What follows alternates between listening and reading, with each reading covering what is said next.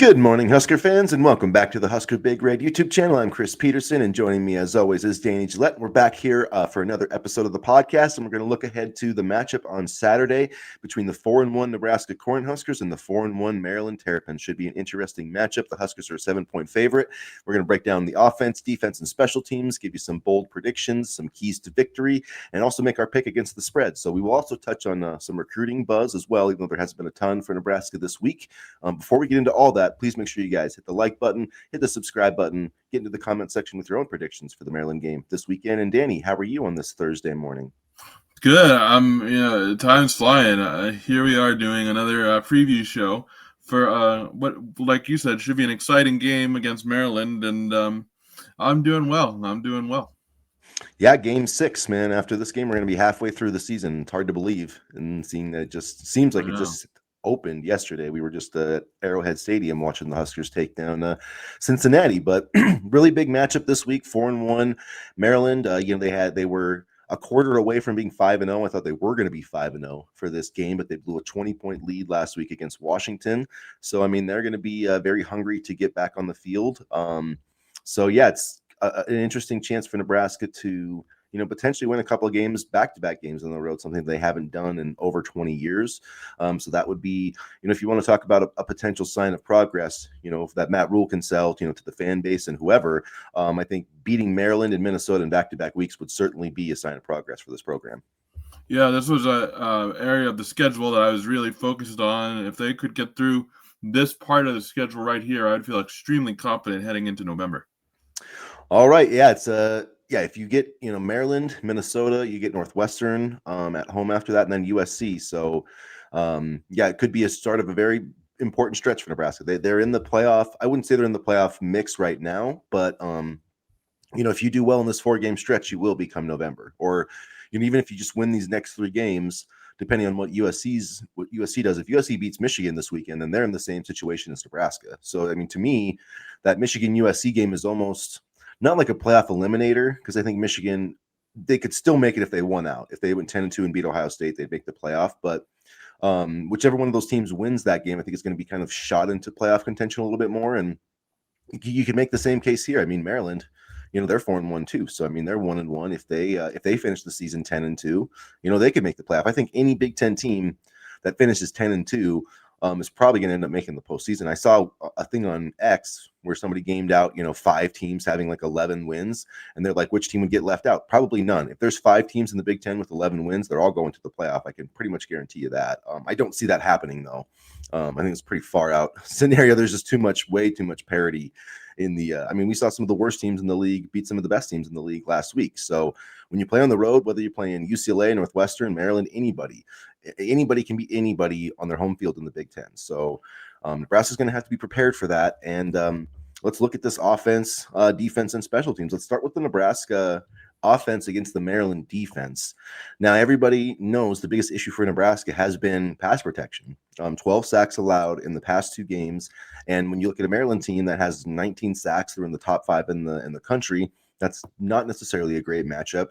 It's easy to look at Maryland's schedule. Their first 3 games were cupcakes. So it's easy to say, oh, well, they probably racked up a lot of sacks against, non-conference opponents, which they sort of did. They had 10 sacks in the first 3 games, but in their first 2 Big Ten games this season, they've had 9 sacks. So they sacked Wisconsin 5 times, Washington 4 times. And keep in mind, Wisconsin played Michigan last week and gave up 1 sack to the same Michigan team that we sacked 7 times. Now, there is a caveat to that, because Wisconsin did go like max protect, and they were only sending like 2 or 3 guys out en route. So they basically were determined to not let Michigan's pass rush beat them. So, there is that caveat. But this Maryland pass rush is very good, and that's probably the first scouting point for this Nebraska offense. And it starts with a bunch of young players. Sidney Stewart, a freshman from Maryland, 4.5 sacks on the season, 15 tackles. When you look at this defensive line for Maryland, it's very young but extremely productive. And, Nebraska is going to have their hands full, and it starts with Stewart. And, pass protection has been an issue these last 2, Big Ten games with Michigan and Michigan State.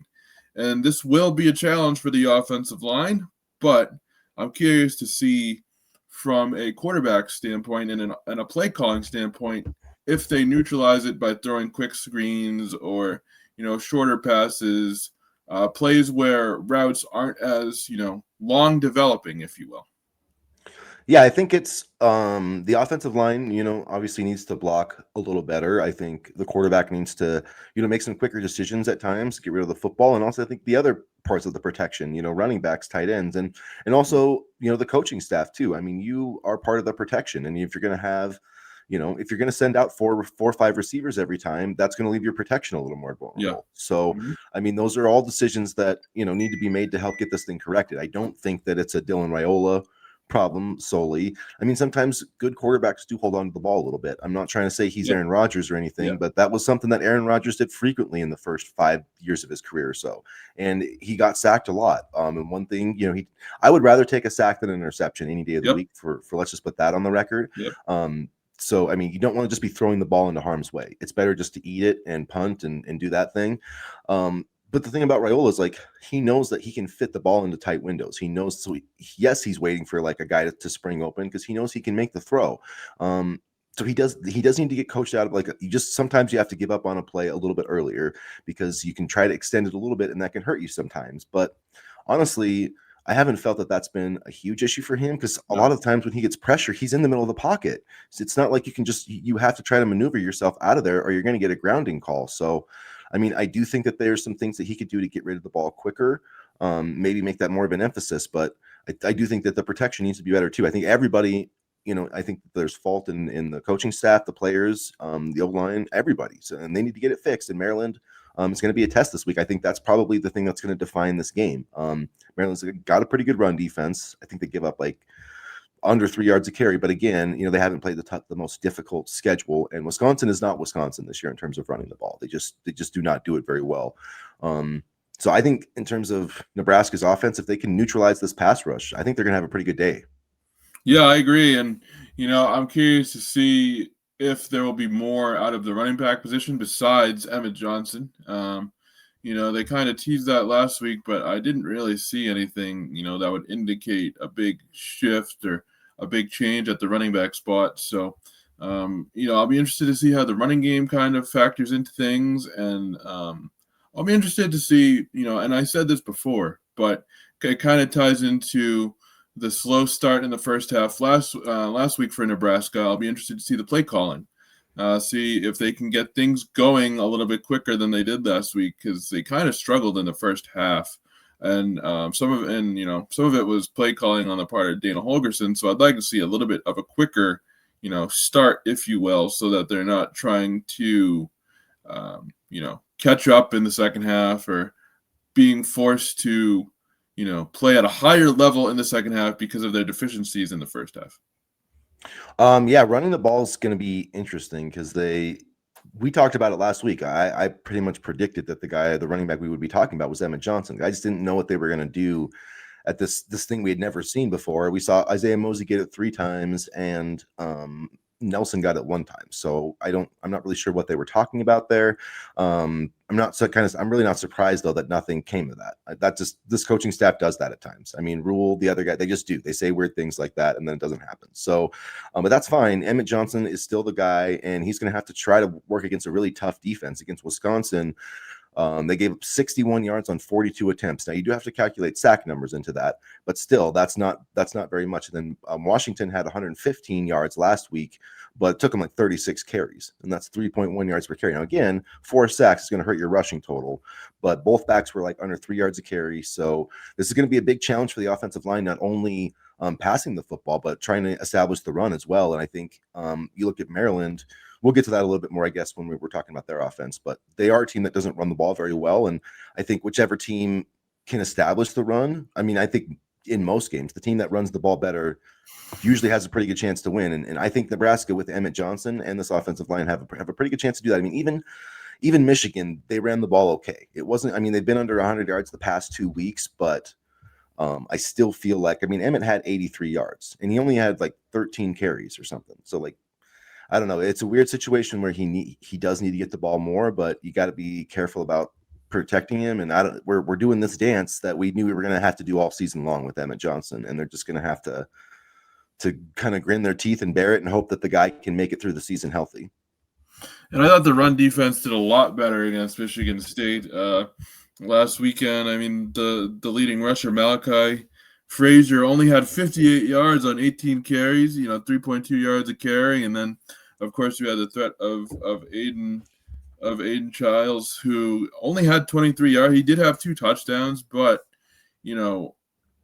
I kind of expected that out of him. So by and large, I thought they did okay defending the run a little bit. I think the touchdown stats are a little bit misleading in terms of what they were able to do overall on the day. I thought they neutralized Frazier well, so I'm hoping they continue that effort against Maryland, because run defense has been an issue for the unit at times. But I thought last Saturday was a step in the right direction. Yeah, I think it was too. And then with this offense, I think with the pass rush is going to be neutralizing the pass rush will be key. Another thing about this Maryland team, they have 9 interceptions in 5 games. That's almost 2 interceptions a game. They have 6 different players who have intercepted passes, 3 guys who have intercepted multiple passes. So I think that's another huge factor. And protecting your quarterback is a big part of it. But Dylan Raiola has been elite at taking care of the ball this year. 2 interceptions through 5 games. Did have the interception last week. Just didn't see the linebacker there, but that's going to be another key factor. Can he, take care of the football? Can he, if he can get through this game without a turnover? I mean, Nebraska's only got 3 turnovers in 5 games, and that's probably not been talked about enough, but that's a huge reason why they're in this position. They're positive in the turnover margin by an average of 1.2 per game. So they're winning the turnover battle by 1.2 every single game. And if you want to look at why this team is 4-1, you can look at the turnover margin and you can look at the special teams. That's why, because for years, this program was losing games on special teams and by turning the football over. And, it's not that crazy. If you win on special teams, don't flub up every time you have a, important field goal kick and you take care of the ball, you're going to win a lot of games, because this program has talent and they're the more talented team going into this game Saturday. I don't think I'm making a bold statement there. Maryland's very good. They've got some really good players, but Nebraska right now, there's a reason Nebraska's a 7-point favorite, and they just have to, Dylan's got to take care of the ball. And if he does that and they protect him, I think that they'll find a way to be productive on offense. I was looking at the stat line for the last time he played Maryland, and boy, we've come a long way. Yeah. I don't know if you remember that game, but we had 3 quarterbacks playing in that game. Jeff Sims, Trevor Purdy, Heinrich Harburg. I posted something on X the other day, and the quarterback play was absolutely horrendous. And I'll just call it for what it is. It was absolutely awful, and it's just pretty remarkable how far this offense has come in just 2 years. Yeah, I remember Chuba throwing a huge interception instead of getting us to a bowl game. But anyway, so let's look at what Maryland, brings to the table when they've got the ball offensively. And when I look at this matchup, when you look at the Michigan game was a terrible matchup for Nebraska. I think this is a great matchup for Nebraska. I think Maryland, they're a strong passing team. They basically do not run the ball, and it's part of a function in that they can't. They want to try, and they're going to try on Saturday, but they just have not been able to do it all year. So Malik Washington has the most pass attempts of any quarterback in the Big Ten, which is kind of crazy for a freshman. They really have not played him like a freshman at all. He's thrown for 251 yards per game, 9 touchdowns. He's got 2 interceptions. He does have 3 rushing touchdowns, but only 22 yards rushing. So he's really not much of a threat. He's only been sacked 2 times, though. And that's like one when you want to look at like how this freshman quarterback has had success. Well, he's barely been pressured, and he's only got 2 sacks. And I know that they've only played 2 Big Ten opponents, but that's pretty good. So it's going to be a challenge for this pass rush to get home. They haven't been great at getting sacks. The Michigan State game was kind of, I would say, a breakout performance. I think they had 6 in their first 4 games, so to have 4 against the Spartans was pretty solid. Yeah. They're going to need another performance from that. Like they got from Williams Noweri. I mean, he got 6 pressures in that game. He's now leading the team in pressures. So I think that's just a massive development for this program. I mean, he's a redshirt freshman, and I don't know what happened at Missouri, but if you want to look at, Terry Braden, like he's, Williams Noweri is a great example of how he's already made an impact on this program. People forget he was a 5-star recruit, and he's definitely playing like it, and he's been a great pickup from the transfer portal. And one of the guys I'm watching for on Saturday, in addition to Williams Nwaneri, is Deshaun McCullough. He's been really playing at a high level, and I feel like I mention his name every week, and you can probably go on every weekly episode that we've done, and I've always said his name, but it's true. He's been another great pickup from the transfer portal, and he's going to have a busy day on Saturday as well. He's done a great job of getting pressure on the quarterback, and if he doesn't get a sack, he at least disrupts the offensive backfield. So those two, Nwaneri and McCullough, have really been driving forces for this pass rush that's been playing at a higher level recently. Yeah, and they're the top two guys in pressures on the team right now. So there's that. So back to this Maryland running game, their average is 28 attempts for 93 yards this season, 3.3 yards per carry. I don't think they've had a back go over like 60 yards. Their leading rusher is DeJuan Williams, who has 209 yards, 3.5 a carry. So, I mean, like he's averaging 41 yards a game, and that's their leading rusher. So they just do not run the football well. Mike Locksley, their head coach, did say, like, we've got talented players and we think we can run the ball.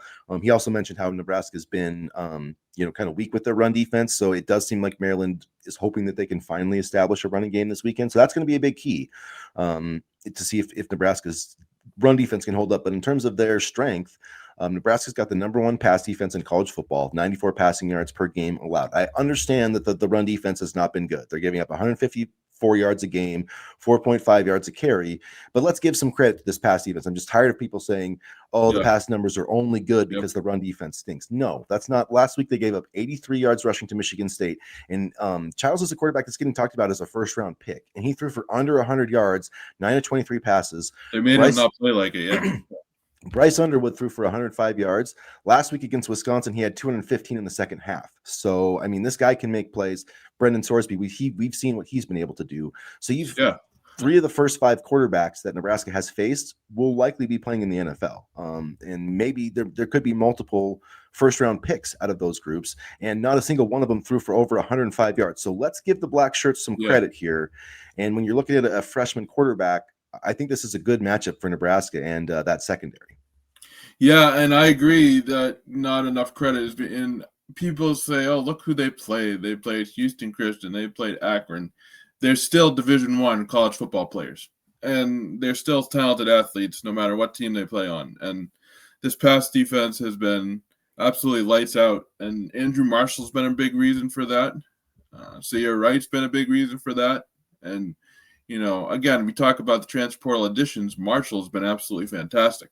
He's been worth every single penny. And, I think he's been a big reason why, this defense has been so good, because it takes a little bit of the load off of Sayre Wright.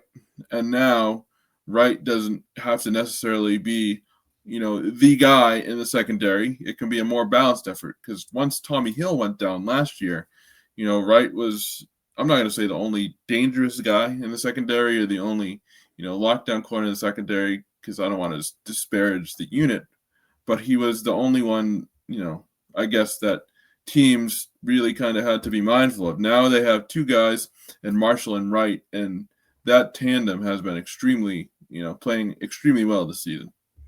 Yeah. Excuse me. Donovan Jones too. Yep.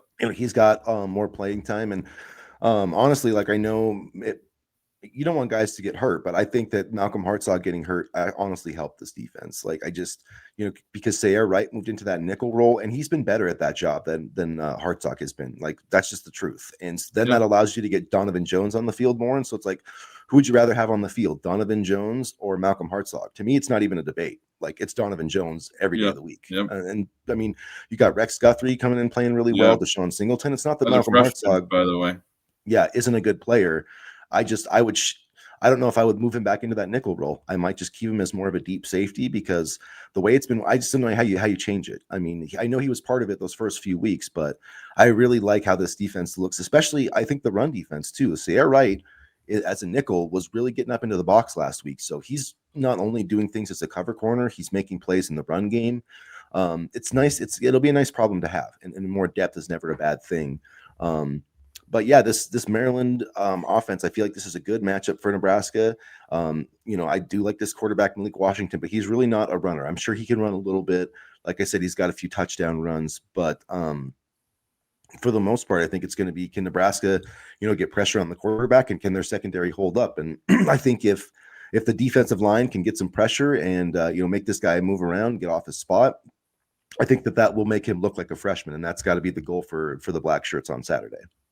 Absolutely, and I think this team has done a much better job of, trying to be disruptive, whether it be rushing the passer, filling up run lanes, their pass defense. So you're really seeing a physical identity, play out under John Butler.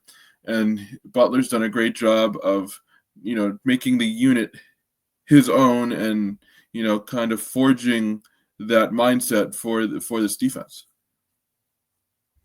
Yeah, and Nebraska's been elite on third down this year, not only with the pass defense, but I mean, this is what we talked about that all offseason. Like, this isn't that big of a surprise to me. I knew John Butler was going to improve the pass defense and improve the third down defense. Now, I didn't think they would be giving up 94 yards per game, and I'm sure that they will give up, more yards because they played Houston Christian and Akron and whatever, but they've played three Power 5, 3 Power 4 teams.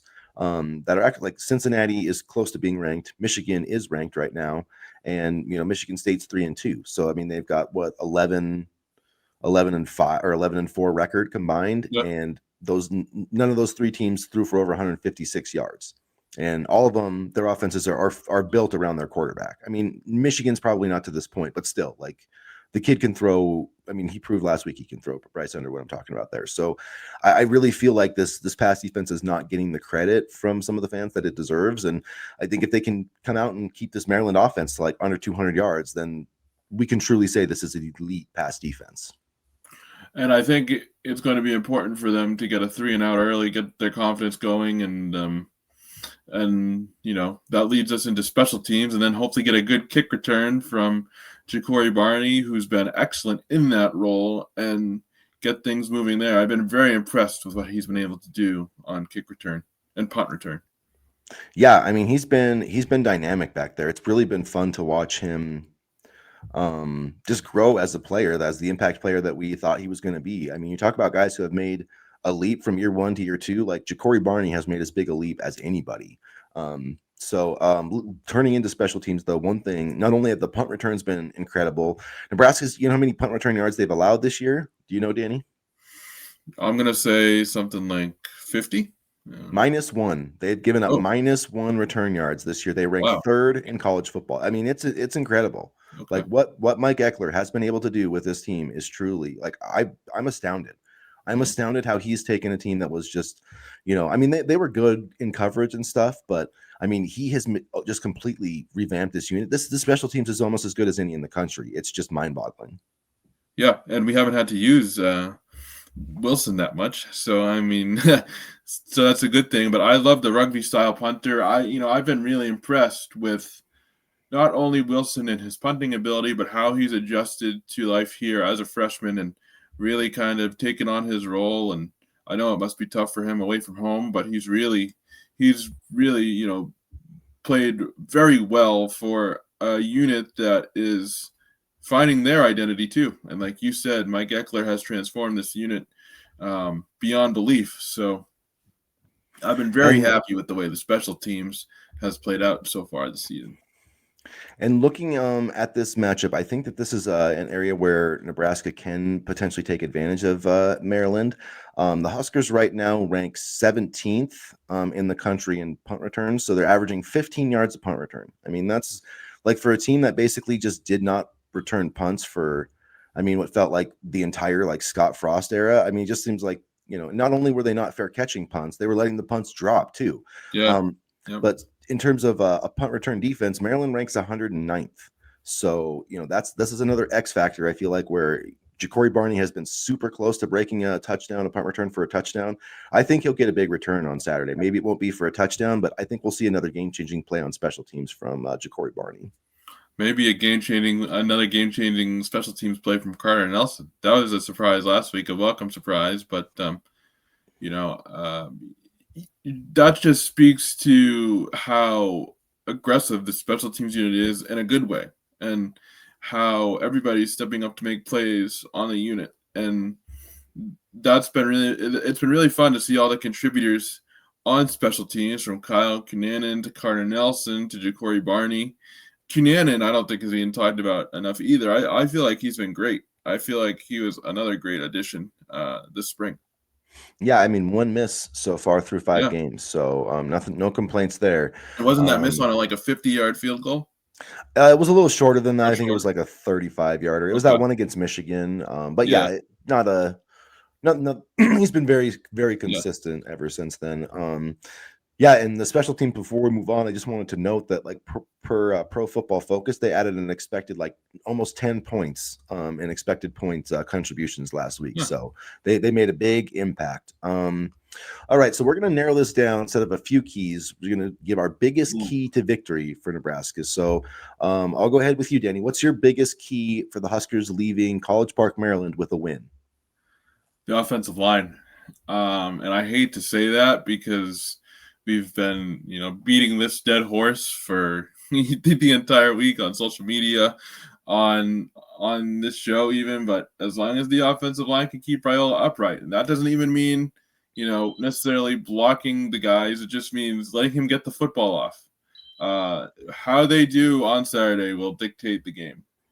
Because you saw at times in the Michigan game and you saw in the Michigan State game where Raiola kind of rushed things because he was worried about being sacked. I can't imagine what his internal clock is like after he gets hit a couple times. I mean, there were some throws in some instances, in both games where he hiked the ball and the defense was already in his lap. So the offensive line, I hate to say it sounds so cliche. I'm going to sound like these old silver hairs, but they need to play. They need to play well if Nebraska wants to win. I mean, if you want your quarterback to play well, your offensive line, needs to Yeah. play well too. So that's kind of the one that one thing about the offensive line. My biggest key to this game is going to be the turnover battle because both of these teams have been very good at taking the ball away. Nebraska's taking the ball away 1.8 times per game. Maryland's taking it away 2 times per game. Both teams 0.6 turnovers per game. So both teams have given it away 3 times in 5 games. So that's been a huge part of their success. So I'm going to say whoever wins that turnover battle is probably going to come out and win this game. So hopefully that's Nebraska. They've been very good at taking care of the ball. I trust Dylan Raiola with it. There has been one, I can't even remember who fumbled the ball. Emmett Johnson, wasn't it? Yeah, it was near the goal Yeah. line at I think it was Houston Akron, Christian, or Akron. was That's it? right. It was Akron. You're right. It was one of those first. I think Yeah, so. So I mean, Nebraska's been elite at taking care of the ball, and as long as that continues, I mean, it's going to be a challenge against Maryland, but as long as they can continue that, and a huge part of Maryland's takeaways has been interceptions. 9 of their 12 takeaways have been interception, or 9 of their 10, excuse me, have been interceptions. So it's gonna be on Dylan Raiola and of course the offensive line. So that's my biggest key. What's your bold prediction? You can have oh. maybe more than one, but if you have a bold prediction for Saturday, what is it? Ooh, I don't know. Makai Nelson will have at least 50 yards rushing. Ooh, that'll be interesting. Mine's going to be a rushing one, but it's going to be about Emmett Johnson, and I'm going to say that he's going to rush for 100 yards, even though Maryland's giving up 2.6 yards per carry. I think this offensive line, I think this much maligned offensive line is going to get the chance to come play a little bit of bully ball against this Maryland team. They got 2 freshmen. They're very good pass rushers, but they have 2 freshmen. Let's see how well they hold up against the run. I do think Nebraska is probably by far the best run team that they've faced. Like Wisconsin, like I said, they're not very good. Washington does have a pretty talented. He was one of the leaders in the Big Ten in rushing yards, Jonah Coleman, and he didn't get much going. But I think Emmett Johnson's going to make a big run or two, and I think he'll get over 100 yards on Saturday. Yeah, then I guess I'll do one for the defensive side too. I'm gonna say Deshaun Singleton will get his 3rd interception in 2 games. The reigning Big Ten Defensive Player of the Week will add another interception to his stat sheet, and he's been playing really well. So I'm predicting another interception for him. I don't know that I have any Super Bowl predictions, but I'll go with this. I'll say that Nebraska will sack Malik Washington 3 times on Saturday. He's only been sacked twice this year, so I think Okay. Noweri, I think Deshaun McCullough, even Elijah Judy has been doing a nice job rushing from the interior. So I think that they'll find a way, or maybe they'll get him on a blitz. Maybe send Vincent Shavers. Shavers. Yeah, Yeah, he played really well, and he this is did. one thing where I hate like the de facto of like we're gonna just rely on the Pro Football Focus grades to say who played Yeah, well and who didn't, yeah, because Vincent yep, Shavers was one of the lowest ranked players last week, and that's crazy to me. yeah. He had Nope.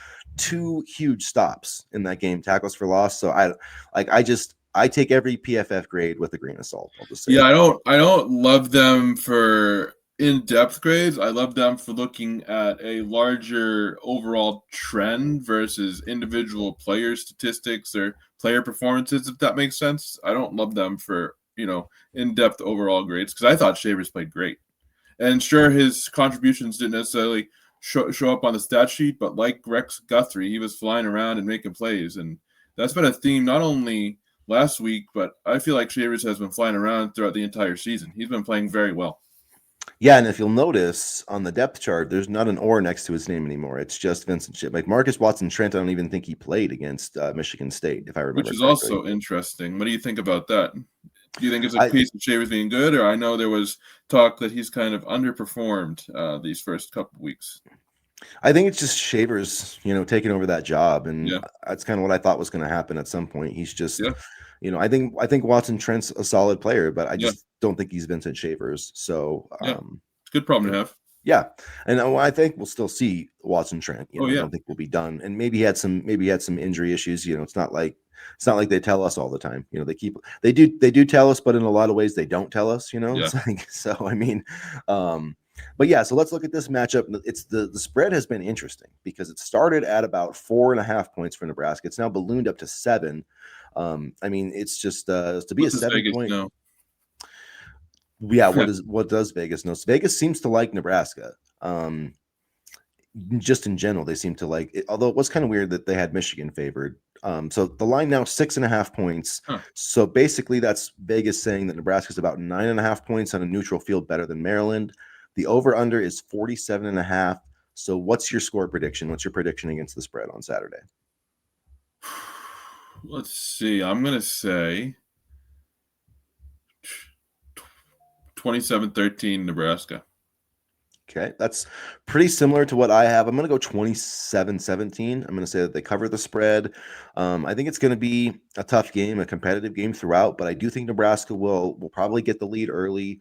I think they'll run the ball better than Maryland. I don't think Maryland's going to run the ball against us. I think that they've kind of figured that out. And I mean, I know Michigan did some great things, but Justice Haynes is as good a running back as there is in college football right now. So, like, Yeah. let's just call a spade and tip our hats to Michigan. That was just a bad matchup for Nebraska. This is a good matchup, and I think this defense will prove that it is elite against the pass. I think they'll intercept Malik Washington at least once to get that turnover battle won, and I think they'll win by 10 points. But it's not going to be easy. But it will be an impressive win, even though there'll probably still be some fans that'll be calling for TJ Lateef after. Always. And short week too, so get a win here and then get ready for the Gophers. All right, I did want to talk about some recruiting stuff. There's not a ton to talk about recruiting wise. Josiah Teasley visited last weekend. The Virginia commitment in the 2027 class. He's 6'4", 185 pounds, runs the 40 and 4.52. If Nebraska is going to add anybody to this 2026 class, it seems like it'll be him. According to Tim Verges, the chances of flipping like Cameron Wilson from Syracuse or Jordan Campbell from Miami aren't great. I put Yeah. Julian Walker in that same regard. There is still hope for Tadarius Hughes, the Florida State, kind of nickel safety cornerback. So there's still a couple of possibilities for this 2026 class. But I think we need to wrap our minds around that this class just is what it is at this point. I've done that since June, so You yeah. have been, yeah, you've been there for a I long mean, time. So no, but I I've been get it. holding out hope. Huh? I've been holding out hope, but I think I I just know, and time to give it up. I know it's tough because Campbell's not going to leave number 2 Miami. I don't blame him. No. I mean, and Wilson seems pretty comfortable with where he's at. But Teasley would be a great addition, especially under Mike Eckler and what he's done with the special teams unit. And Barney's been great, but I would love if he could, take his hits for playing wide receiver, save his body for the wide receiver position and then have Teasley back there. I believe he was a 2023 All ACC kick returner at one point. So, having him on the roster would be a nice addition. Yeah, it will be interesting to see what Mike Eckler could do with some of those other guys. I think you're thinking of the Virginia Tech guy, though, the Or cornerback. Yeah, that's who you're yeah, thinking that's of. right. Am I?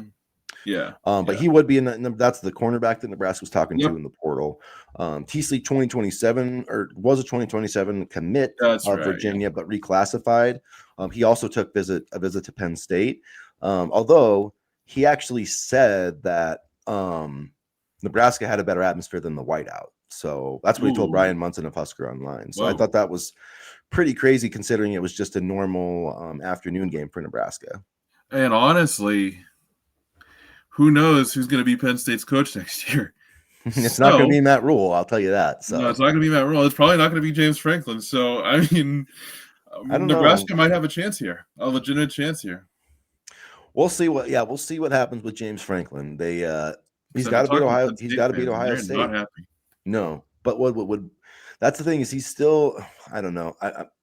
If they find a way, I don't think they're going to beat Ohio State. I'll be shocked if they beat Ohio State. But if they do, that would completely flip the narrative, 100% overnight. So I mean, we'll see what happens. I'm not going to put the final nail in the coffin of James Franklin yet, but it's pretty darn close. Did They're you see like, that thing on social media where it was like, if you could trade James Franklin for Matt Rhule, would you? Like, hell no.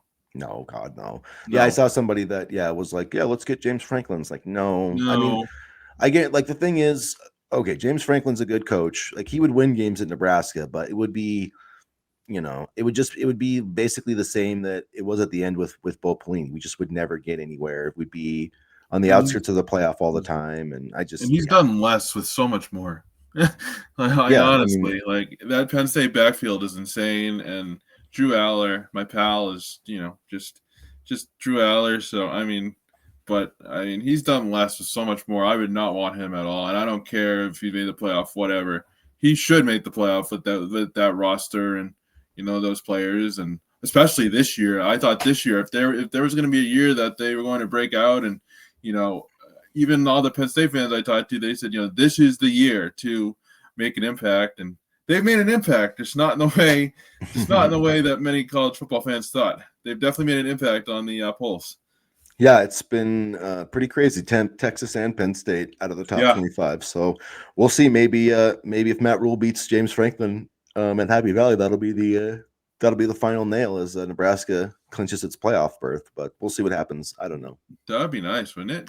It would be fun just to be in the mix, though. It'd be fun to have. That's my hope. I want Nebraska to be in the playoff mix come that Penn State game. So we'll see if they can get there. Also on a national perspective, Nebraska beating Penn State would just bring more awareness to the program too. So Yeah, it's been a long time. I remember they won there under Pelini, but yeah, it's been a long time. So I guess they did beat Penn State under Scott Frost with that's right. That's right. the They Luke, did. the Luke McCaffrey game.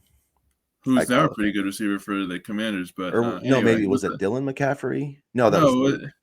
That it was Luke. was I Dylan get was them a all quarterback mixed for up. Michigan, right? That's right. Yeah, I get them mixed up. Too And then many yeah, freaking McCaffreys. was that the COVID year? Yeah, When that they was the COVID year, and that it was like extremely windy that day, and yeah, yep. so yeah. Wow, Um, seems like forever ago. Yeah, it does. So, all right, you guys. Well, hopefully, we will be talking about 5-1 Nebraska team on Monday. We'll be back Saturday morning to do our pregame chat, our coffee with Husker Big Red before the 2:30 Central Time kickoff. So make sure you join us for that. And if you haven't already, hit the like button, hit the subscribe button, get into the comment section, and always, as always, go Big Red. Go Big Red.